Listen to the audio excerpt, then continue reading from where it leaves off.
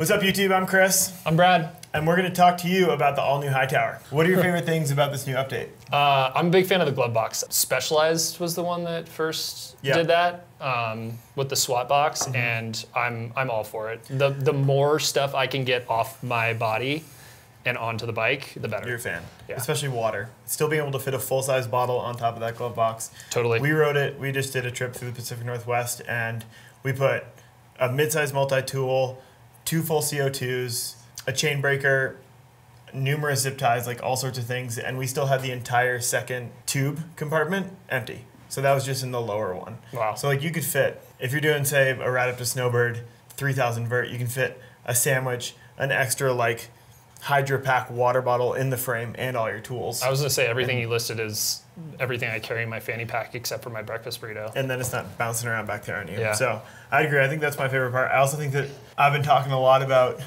getting off of the like big long slack enduro bike and into more of a capable trail bike. Maybe long forking this thing to 160 with 145 mil in the back. Yeah. It's a good number. Yeah.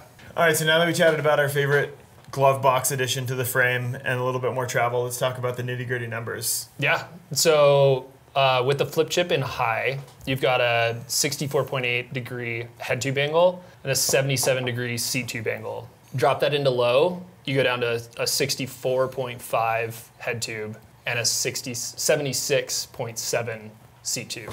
Yeah, I mean, I feel like that's right in line with, it's like a shorter travel enduro bike. How does that affect the bike handling? I mean, VPP is known to be planted.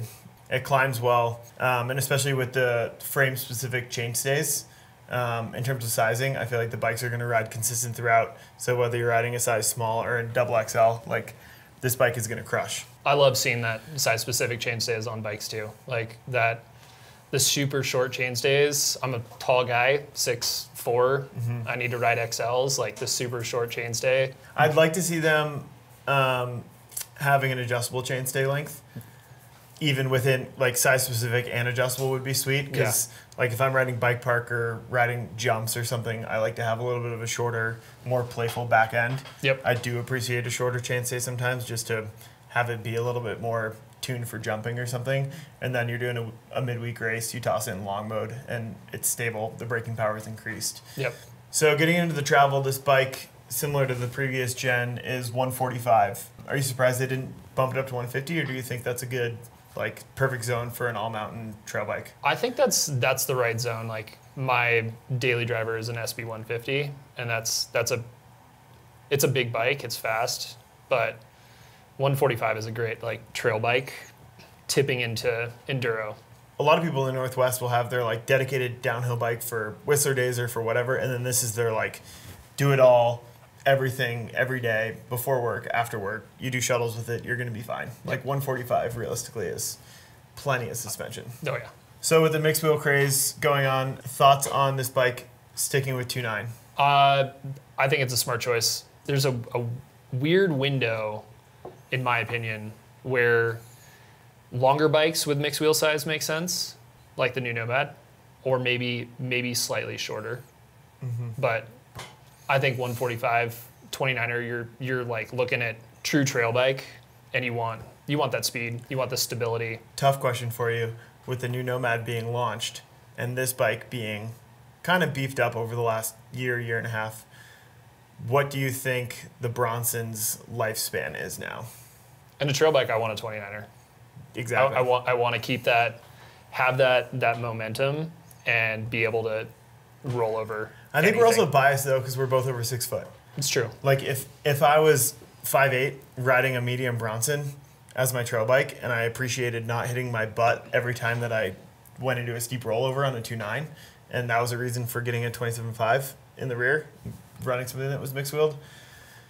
But I can't speak to that. Yeah. So I'm a bit of a traditionalist though. I think if you're running a 27.5 and you're a shorter rider, you should be running 27.5 front and rear. Yeah.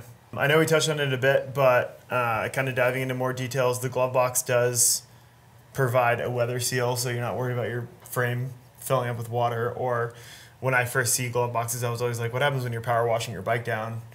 Is there going to be water in there? Nope, they're weather sealed. So my burrito's not going to get wet. Your burrito's not going to get wet. I mean, this bike isn't your enduro racer. This bike isn't your bike park bike. I think this is that perfect, like, versatile trail bike for everyone. Yeah. So. You've got the Blur if you're looking for a true dedicated XC, like, race bike. Yeah. And then the Tall Boy. And the Tall Boy. I think Tall Boy is a perfect downcountry. Yeah. Want to dabble into some of the endurance If you could have racing. 2 Santa Cruz bikes, what would they be? I mean, I already gave away sold the house on the fact that I'd race an enduro bike, so I'd probably go Mega Tower and honestly Hightower. I don't have a trail bike, so Yeah. I'd want something that I can rip on the trails and I think not I would have go to like drag uphill. Tall Boy, Nomad. Good choice. That's just me. Drop us in the comments below. Tell us what bikes you would pick. You got could have 2 2 options. bikes, 2 what do you get? options. So you guys just got back from a trip to the Pacific Northwest where you took the Hightower. Your girlfriend got to ride it. Yeah. What were her thoughts? I think VPP works really well for the jumps they have up there. It's super predictable for jumping. It crushed through the tech. It's super stable. That longer wheelbase really helped. She ran it in the low mode the whole time. We were able to ride it at the bike park. And yeah, she had nothing but great things to say about it. And it crushes it on the climbs. So I think it was a good mix of, like, if you're going to bring one bike on a road trip, bring a Hightower or a mid-travel bike. And this thing showed off and shined the whole time. Yeah. So, yeah, she was hyped. Awesome. I think one thing I like about it is how consistent the Hightower is. Even for someone like Kate that came from a 4-bar bike, going on to VPP, she felt at home, super comfortable and super confident after, like, one ride. She was like, okay, I get it. Like, this is a sweet bike. She noticed the difference. Yeah, and she really liked the stability, I think, through tech, like having that thing that can just motor and be planted, but not feel like you're too deep in the travel, like you're a little bit more livelier. And for her, she appreciates that. She doesn't need a full enduro bike or want a full enduro bike. Yeah, so for sure. Yeah, so thanks for watching. Cool bike. Yeah. Ride's nice. We really like it. Stoked on it. Yeah. If you got any questions, reach out to Gearhead. Don't forget to like and subscribe.